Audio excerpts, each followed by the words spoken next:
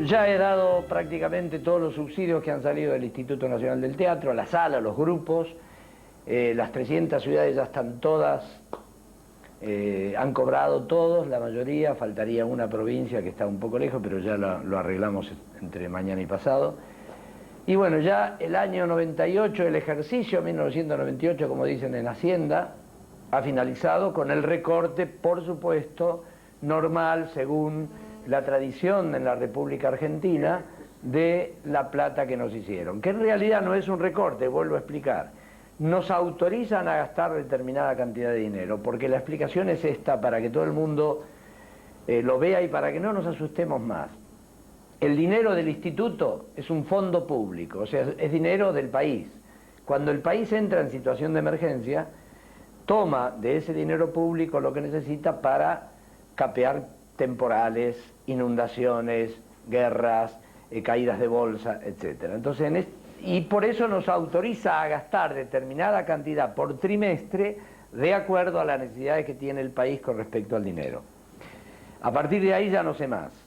Deuda interna, esas cosas ya mi cabeza no tiene esa dimensión extra como para comprender ese tipo de cosas, pero la explicación más normal es esta. Entonces, en este trimestre de 4 millones que nos faltaban, nos autorizaron a gastar 2 millones.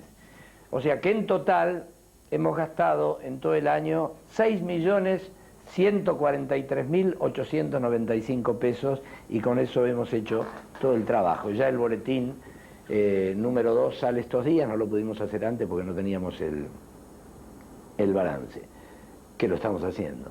Bueno, el proyecto para el año que viene es muy importante, pero todavía no lo puedo decir porque no lo sé del todo, pero lo estamos charlando con el Consejo de Dirección. Walter Santana, sí, gran actor, gran compañero, me acuerdo que empezamos, les podría decir, en el año 68, 67, con América Urra, con Carlos Gandolfo.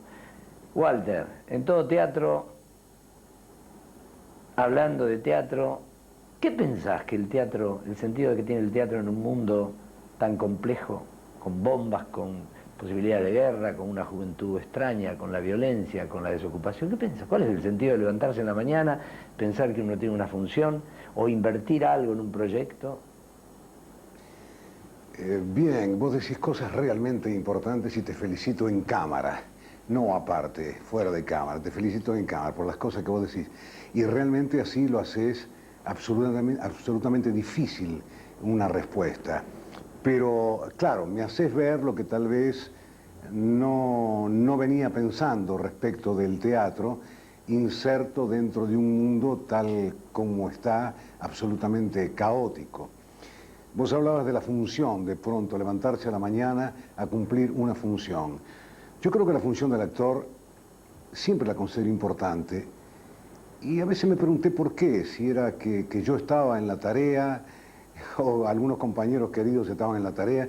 Siempre consideré el teatro algo realmente, verdaderamente importante, un camino de aquello que es imposible, que es el arte, pero uno que inevitablemente se lo tiene que plantear como creador, porque en esta época, con todos los elementos que vos mencionaste, más o menos estamos en un plano de lo creativo, en lugar de lo creador, ¿no?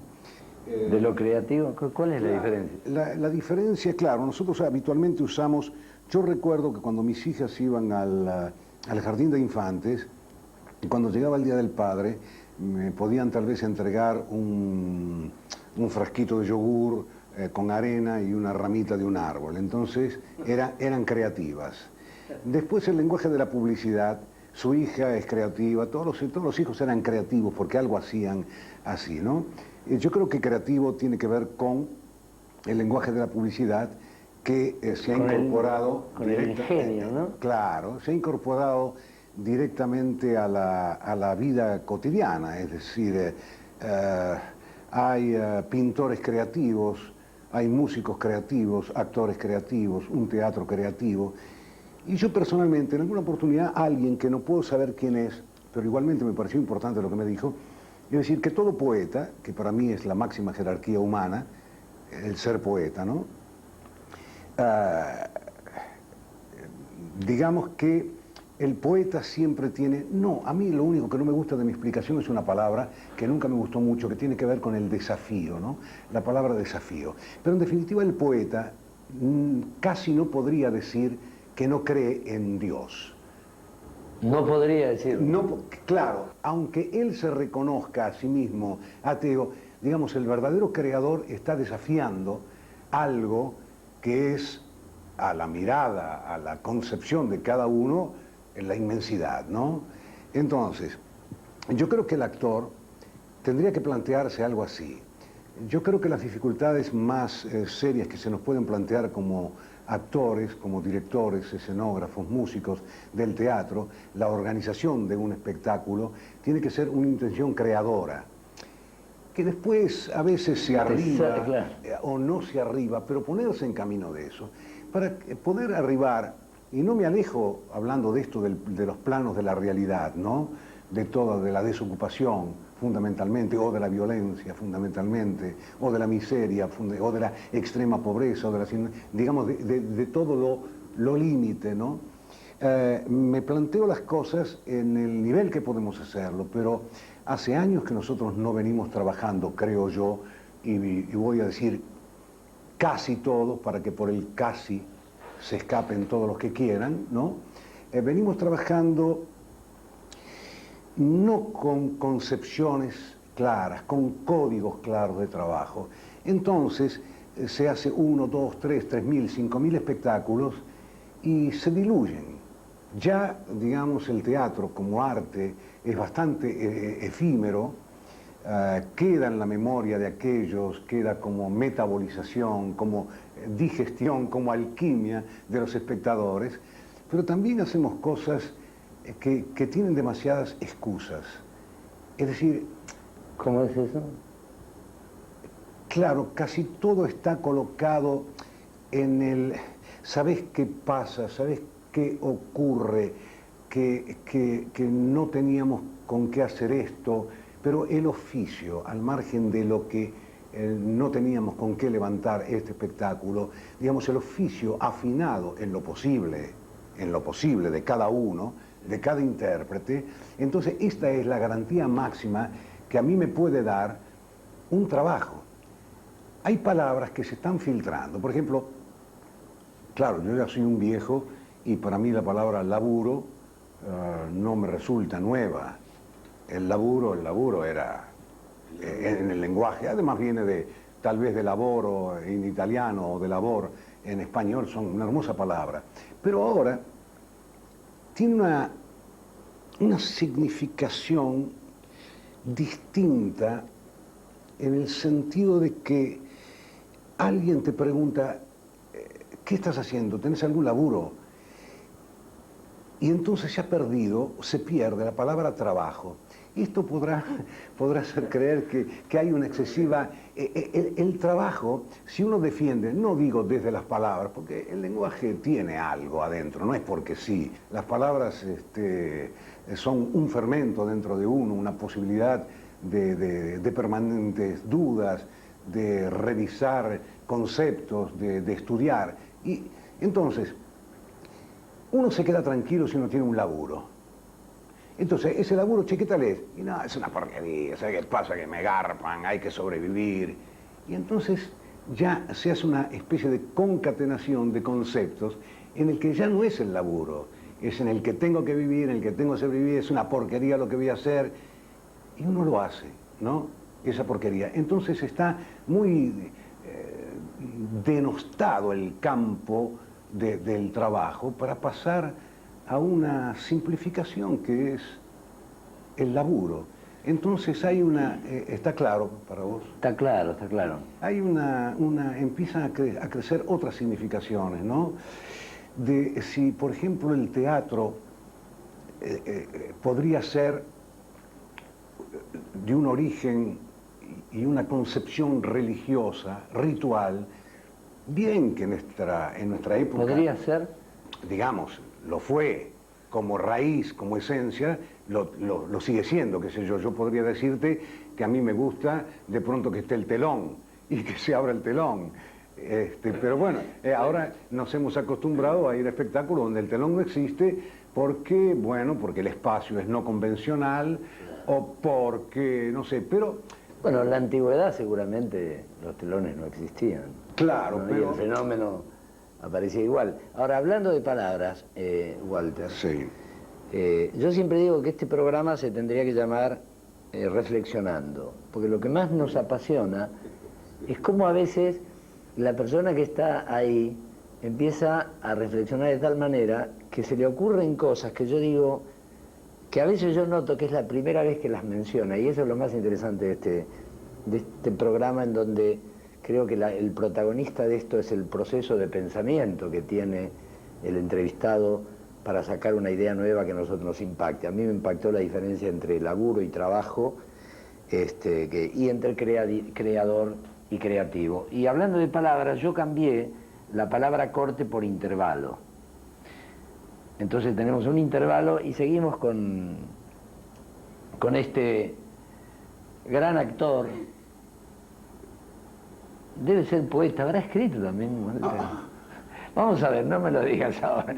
Pero es un intérprete de los grandes poetas. Ustedes saben, una de las características de Walter es las palabras calientes, lo que tiene que ver con este amor que él tiene por la palabra, y hay pocos actores que le han dedicado parte de su profesión, no de su vida, sino parte de su vida actoral al tema de las palabras. Vamos a un corte, no sabemos qué va a poner aquí el productor, Susana Tenreiro y López Mena, entre Walter Santana y Walter Santana. Hay algo en el medio que es lo que va a venir ahora.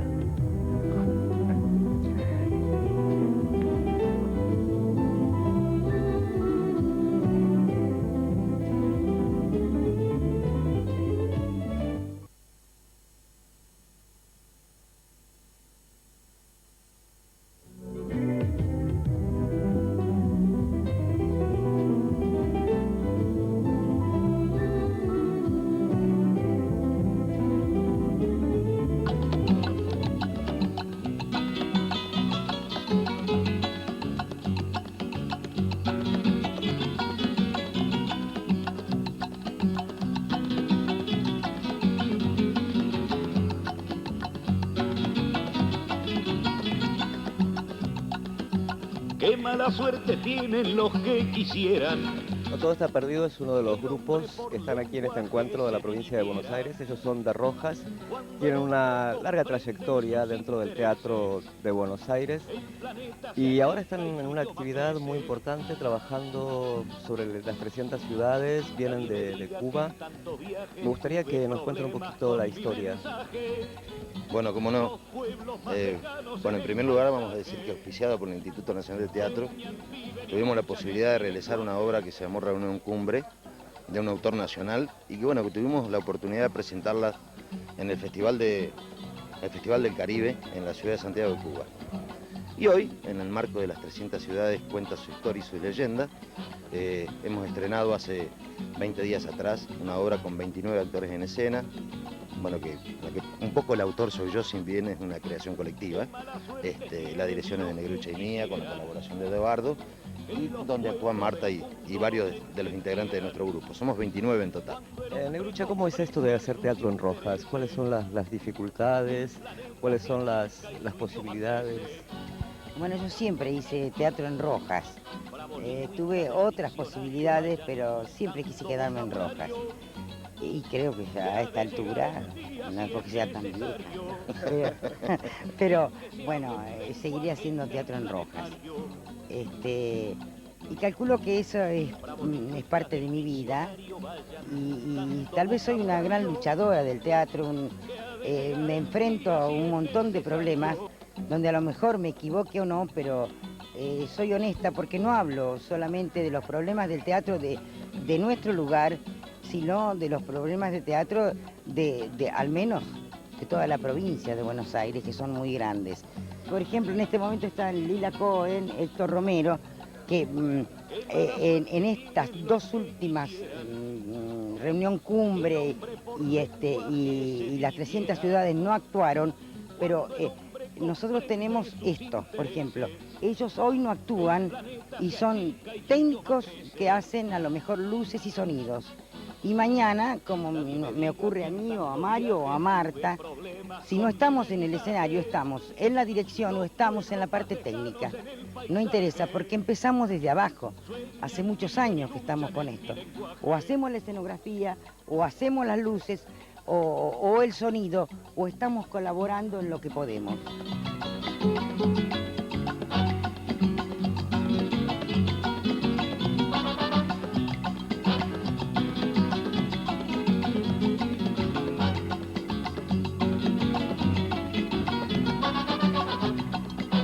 Qué mala suerte tienen los que quisieran.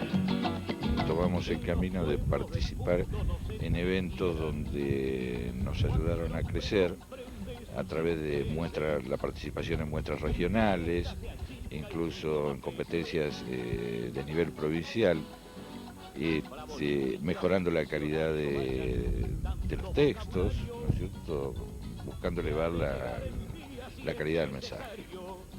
Marta, me contaban también que hacían mucho intercambio con otras regiones de la provincia, Lincoln, Junín, General Pinto. ¿Qué cosas aportan estos intercambios?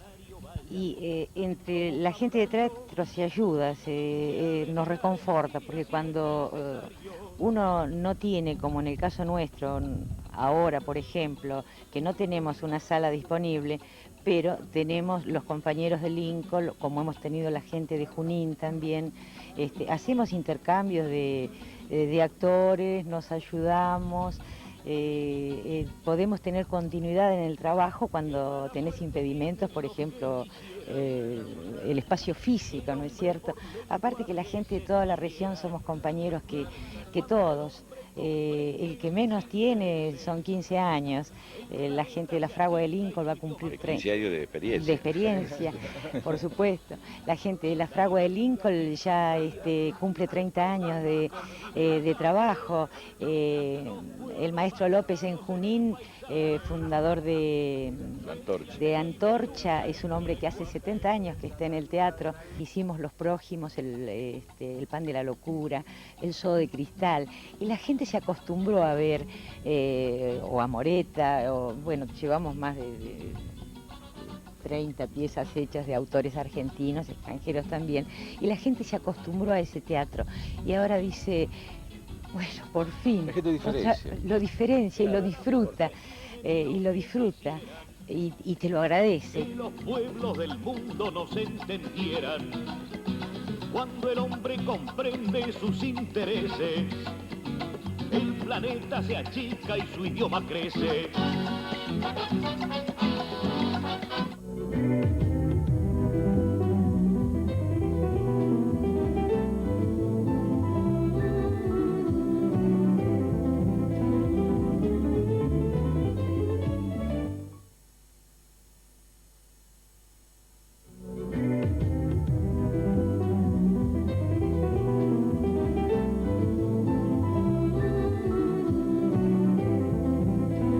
¿Cómo empezaste, Walter?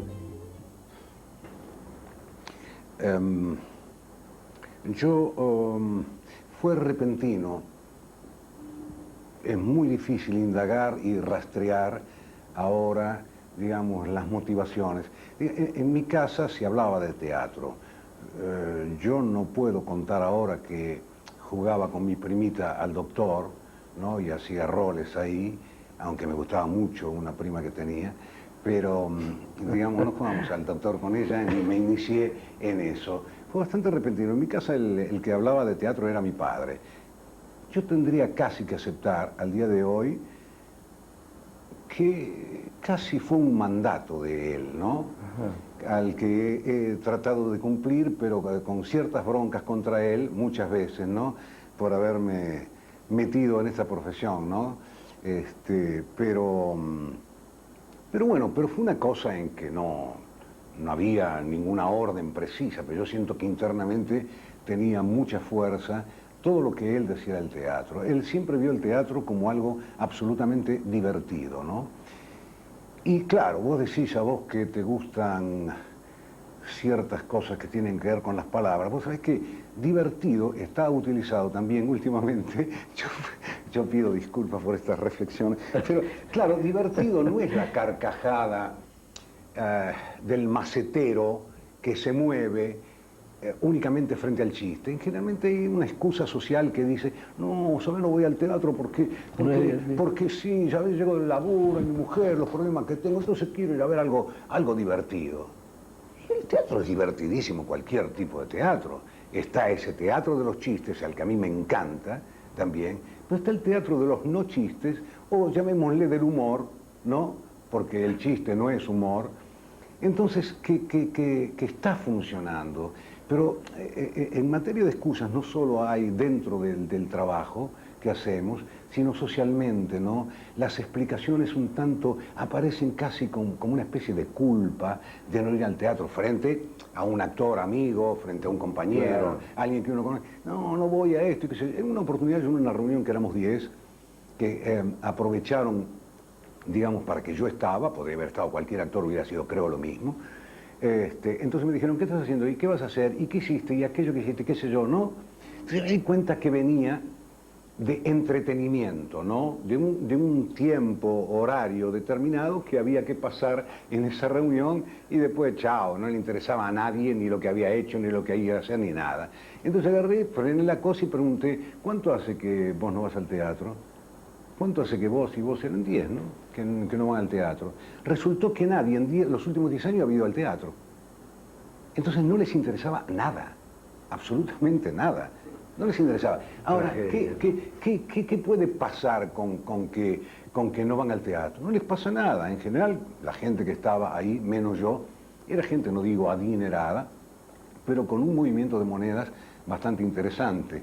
En cambio, bueno, mi situación era distinta. Pero la gente entonces, yo entiendo que ir a divertirse es bueno, pero creo que de pronto desembocamos en una cosa en que lo divertido, que divertido tiene que ver con lo diverso, con lo diferente, con lo distinto, con qué sé yo. Generalmente uno dice, en la llanura me aburro, mientras que, vos sabés qué paisaje entretenido, las lomas, de pronto aparecen árboles, un bosquecito, una agüita, qué sé yo. Y bueno, en el teatro está todo eso. Están todos los colores en el teatro. Una obra, aparece un personaje que es absolutamente divertido, pero no porque nos haga mover el macetero, ¿te das cuenta? Entonces uno de pronto nota que hay cierta manera de estar alojado en una cosa, llamémosle así, facilista, ¿no?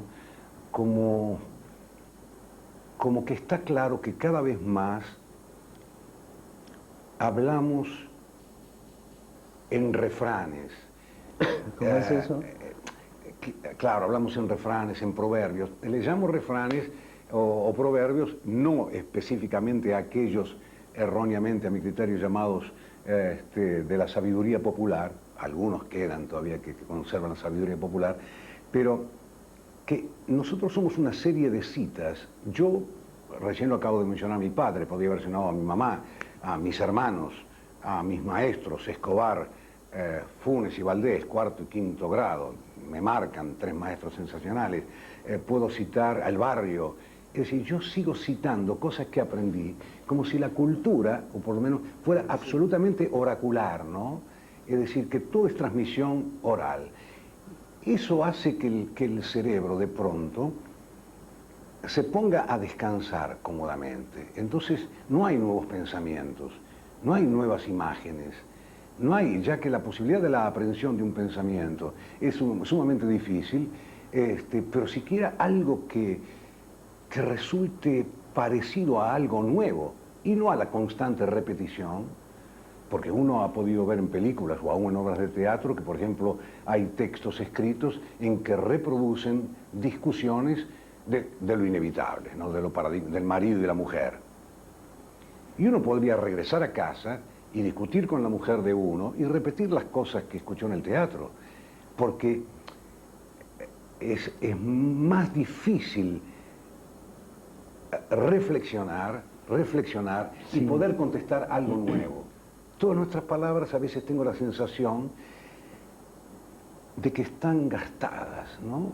De que están excesivamente usadas. no crear neologismos, no hablo, que cada palabra en el teatro, yo creo haberte comentado a vos aquel recorte que estaba en un cuento de Borges, que venía bien para para el teatro, ¿no? A esta cosa que habitualmente decimos, che, y eso de ir todas las noches y repetir siempre lo mismo. Ah, sí, sí. No, uno no repite siempre lo mismo. Uno se va al teatro noche a noche, va y lo hace de nuevo, o por lo menos lo intenta, quiero decir, ¿no? Por lo menos lo intenta estar fresco cada noche, ¿no? Con el pensamiento. Pero Borges en ese cuento, yo no sé si es La noche de todos los dones, que dice, yo no sé si esta historia, dice el personaje, yo no sé si esta historia la recuerdo de veras o si tan solo recuerdo las palabras con que la cuento. Es extraordinario. Eso me lo habías contado. Claro, te lo había contado, claro. Sí, sí. Me impactó porque, así de la misma manera que cuando vos... ¿Voy a repetir otra vez? Yo no sé si esta historia la recuerdo. No, una historia. Sí. Puede ser lo que nosotros llamamos habitualmente la historia, el cuento en el teatro, ¿no? Que también estoy en desacuerdo con eso, pero en fin. He contado tantas veces esta historia que ya no sé si la recuerdo de veras o si solo recuerdo las palabras con que la cuento. Es decir, que no hay una recuperación de las imágenes vivaz del recuerdo, sino que están las palabras, ¿no? Y cuenta la historia. Pero esto es lo que también nos pasa en la vida, ¿no? A veces vivimos bastante, diría, como de memoria, ¿no?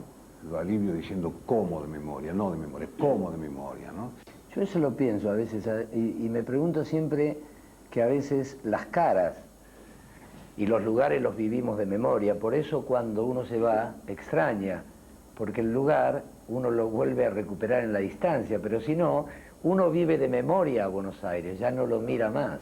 Sí, sí. Pero cuando está afuera, el lugar vuelve a uno con toda su dimensión, con toda su afectividad que tiene. Claro. Y creo que con las caras es igual, es muy difícil que uno haya mirado a su mamá como una persona nueva cada día. Es mi vieja. Está bien. Sin embargo, no tiene individualidad, no es como si yo no la pudiera separar de mí. Y cuando mueren, cuando no están, sí, uno la vuelve a recuperar. Sí. No tendría que ser así. No sé cómo tendría que ser.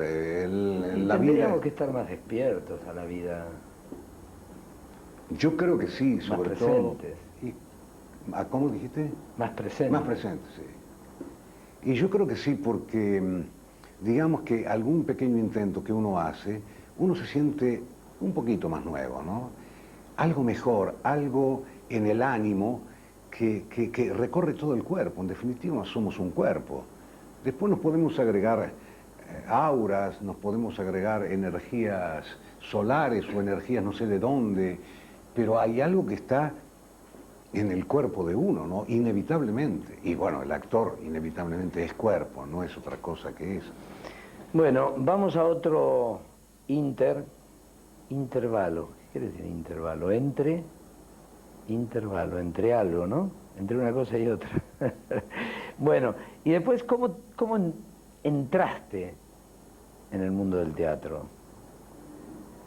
Allá vamos, en todo teatro, para todo el país, desde ATC, con Walter Santana, una persona que trabaja de actor. Allá vamos.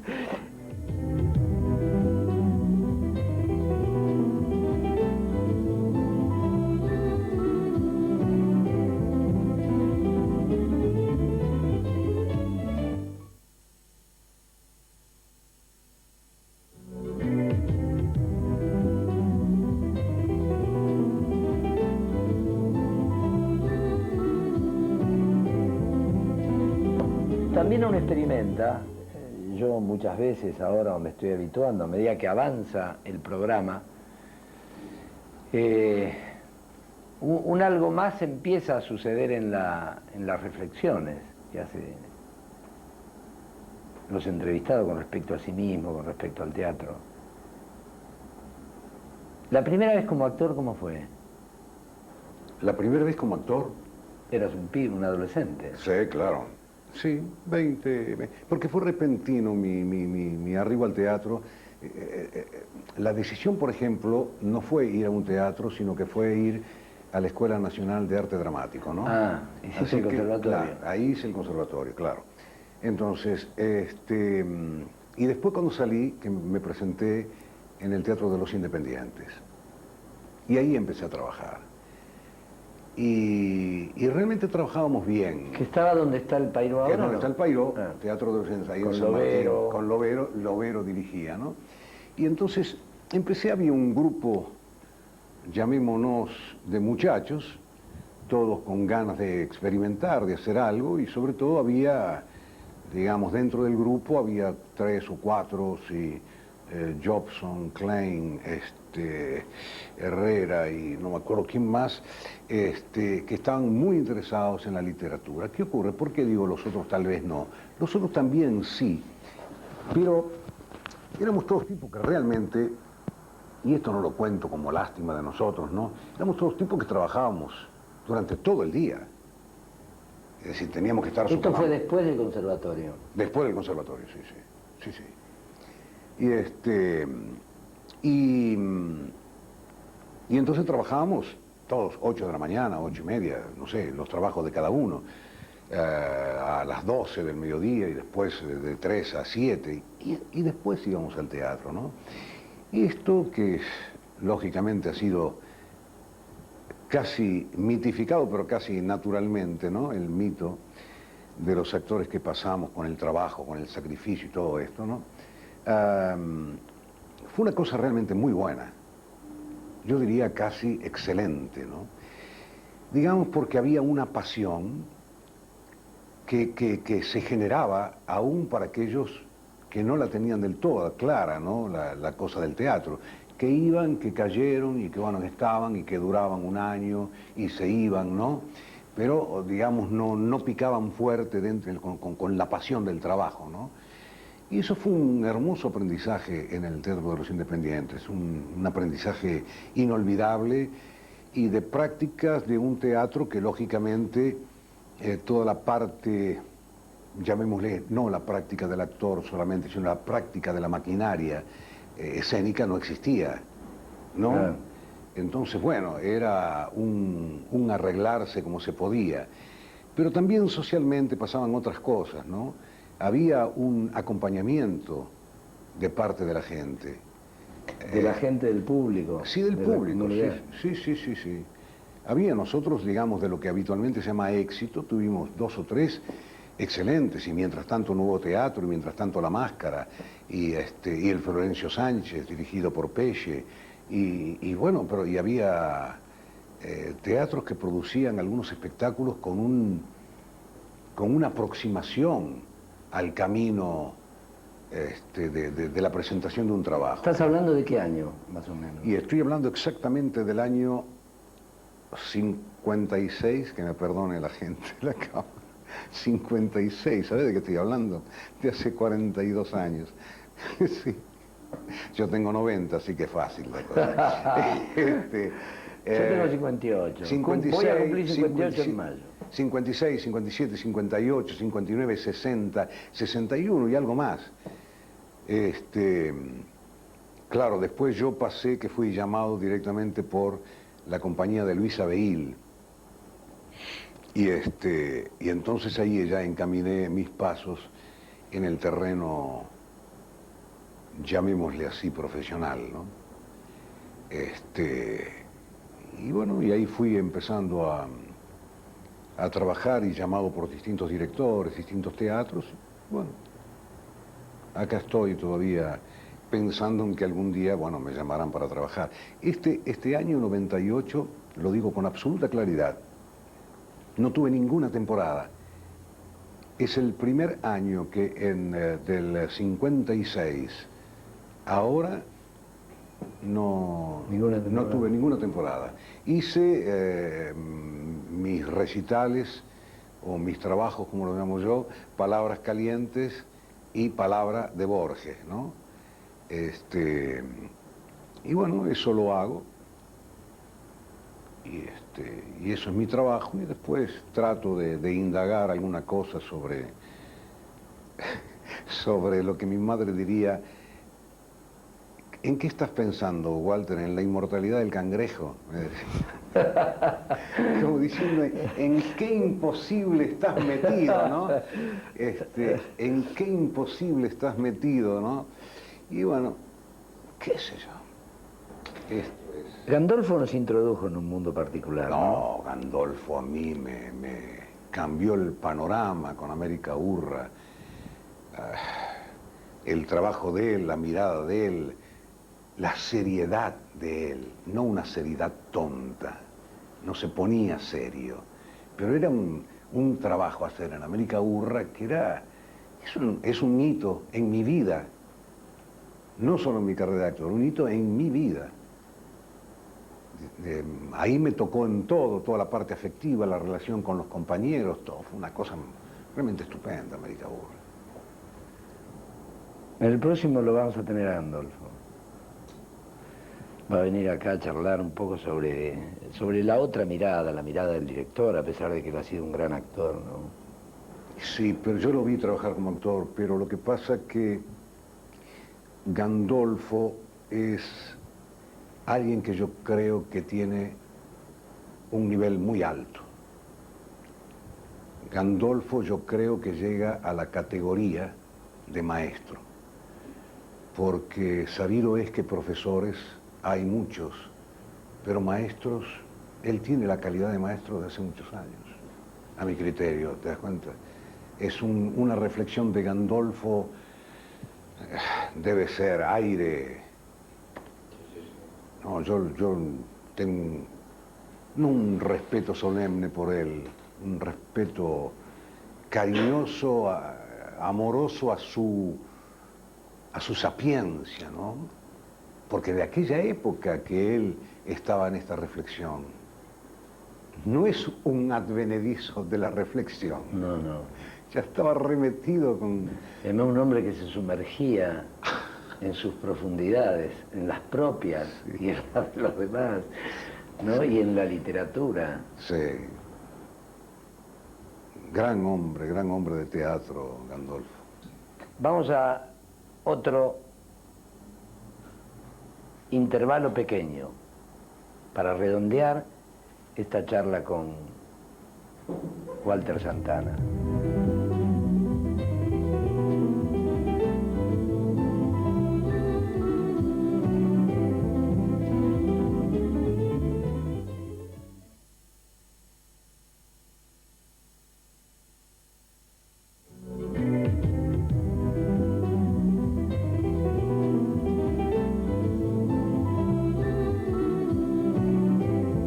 Bueno, como creo que decía Araujo, nos vamos a meter en los 5 minutos últimos del programa con Walter Santana. Yo reflexiono que a veces me parece, el teatro, cuando vos no me preguntaste sobre el teatro argentino, vos conocés toda la teatralidad de la República, que viajaste en estos últimos 3 años, desde Tierra del Fuego hasta el norte, Misiones, Catamarca o Jujuy. Yo no lo he hecho, pero a veces cuando se me pregunta sobre el teatro argentino, yo digo, ¿el teatro de Buenos Aires o el teatro argentino, no? Porque pareciera que, sobre todo el tema autoral, me refiero, ¿no? ¿Habrá en Ushuaia alguien, un poeta que está soñando y que escribe una obra de teatro y la guarda en un cajón página a página, ¿no? Y digo, eso es teatro argentino. ¿Dónde está? No, en Misiones, en todas partes. Y lo mismo con respecto a la práctica del actor. No aparecen, me imagino yo, por favor pido disculpas, que en el interior deben suponer que por supuesto acá hay una facilitación total para la tarea. Si yo propongo, por ejemplo, la lectura, tengo que imaginarme que también en cualquier parte del interior, digo, ya no me expreso por capitales ni por ciudades importantes, en un pequeño pueblo de cualquier lugar de este territorio, tendría que estar el libro para que todos pudieran leer. Alguien pensará que en los últimos años estuvimos en una campaña de analfabetización, ¿no? Más que de alfabetización. Sí, entonces bueno, entonces habrá que llegar con otros libros para que la gente pueda leer. Pero sobre todo referido al actor, digamos que la literatura, no precisamente la literatura dramática, sino la novela, el cuento. Pero uno puede leer millones de cuentos, ¿no? El ensayo, aquella cosa que a veces uno dice, yo digo, por ejemplo, ese libro no me lo voy a comprar porque debe ser muy difícil, ¿no? Entonces, lo miro, lo ojeo, el índice, la flauta, es casi lo mismo que Foucault o Roland Barthes, que de pronto se me hace críptico el lenguaje de ellos. O Herbert Reed, por ejemplo, ¿no? Que es una maravilla.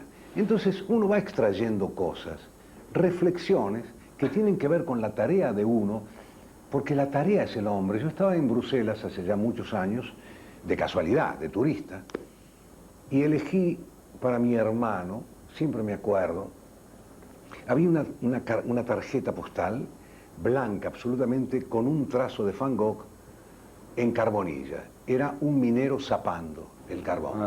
Entonces recuerdo que le puse a mi hermano, la tarea es el hombre es su tarea. Yo no pude descubrir después, yo me pregunté si realmente nacemos para la tarea. ¿Realmente nacemos? Sí, nacemos, si es filosóficamente posible pensar, bueno, vos naciste, hijo, para ir a trabajar. Esa tarea. ¿Y qué tarea? Pero creo que cuando uno toma una tarea y sin ponerse a pensar en la vocación, en el llamado, yo creo haber descubierto el teatro 20 años después de estarlo haciendo.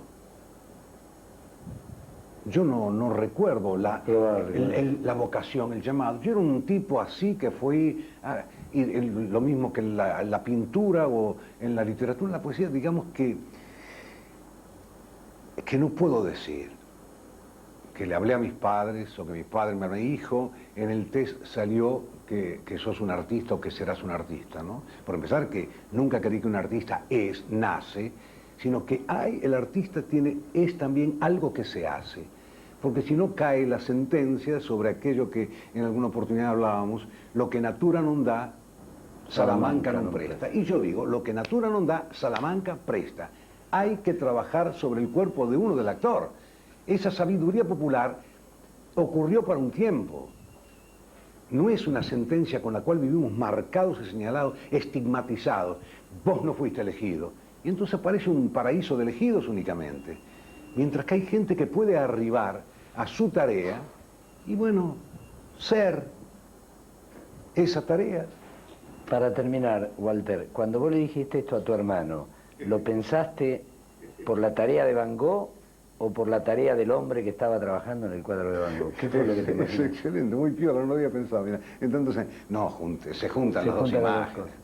Ahí sí que se juntan fuertemente, ¿no?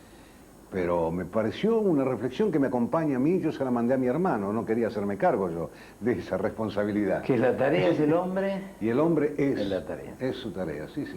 Bueno, desde Todo Teatro estamos haciendo humildemente también nuestra tarea de que los grandes hombres de teatro de este país reflexionen en público sobre este tema que amamos todos y que nos maravilla todo el tiempo, que es el tema del actor.